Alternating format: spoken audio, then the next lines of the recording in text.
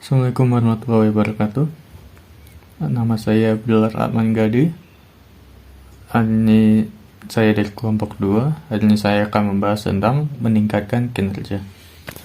Pertama, terdapat meningkatkan kinerja individual learner. Pertama, ada pembelajaran lebih berarti. Kemudian ada kecerdasan beragam. Tujuan pendidikan dapat diklasifikasikan secara luas menjadi 3 domain, yaitu kognitif, afektif, dan psikomotor. Kemudian ada domain dan level objektif. Ada belajar permukaan versus pelajaran mendalam. Kemudian terdapat transfer belajar dalam edukasi formal. Dan terakhir ada transfer pelatihan dalam lingkungan kerja. Kemudian terdapat meningkatkan kinerja guru. Teknologi pendidikan dapat meningkatkan kinerja tidak hanya dalam peserta didik, tapi juga dari mereka yang merancang dan menyampaikan instruksi.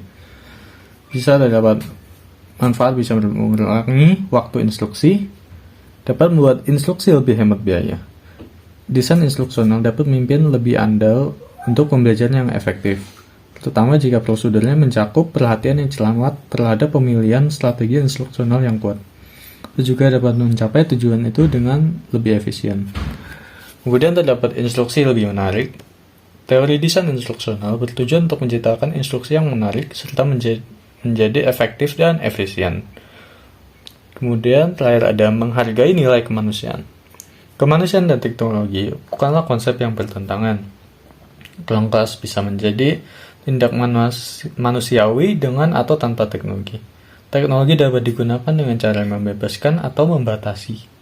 Banyak inovasi yang dianjurkan dalam teknologi pendidikan berfokuskan pada memajukan nilai-nilai kemanusiaan. Terakhir ada meningkatkan kinerja organisasi. Definisi sebelumnya telah berfokus pada peran teknologi dalam meningkatkan pembelajaran individu dengan mengesampingkan perannya dalam meningkatkan kinerja organisasi. Secara historis, teknologi telah diadopsi oleh organisasi sebagai cara untuk meningkatkan produktivitas, untuk mengurangi biaya, dan atau meningkatkan output. Bagian pertama adalah mempromosikan efisiensi dan efektivitas.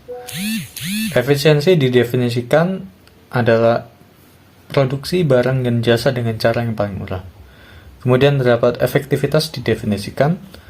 Efektivitas didefinisikan berkaitan dengan sejauh mana peserta didik mencapai tujuan pembelajaran yang layak, yaitu sekolah, perguruan tinggi, atau pusat pelatihan. Mempersiapkan peserta didik dengan pengetahuan keterampilan dan sikap yang diinginkan oleh pemangku kepentingan. Lalu terakhir ada produktivitas didefinisikan. Suatu operasi dikatakan produktif sejauh efisien dan efektif menghasilkan hasil yang diinginkan dengan biaya yang paling sedikit. Kemudian terdapat tindakan masukan, penilaian tentang efisiensi dan efektivitas, dan karena itu produktivitas sangat bergantung pada bagaimana biaya dan manfaat manusia dan moneter dihitung. Arus kas bersih masa depan dan mendiskonversikan ke nilai saat ini. Sekian dari saya. Wassalamualaikum warahmatullahi wabarakatuh.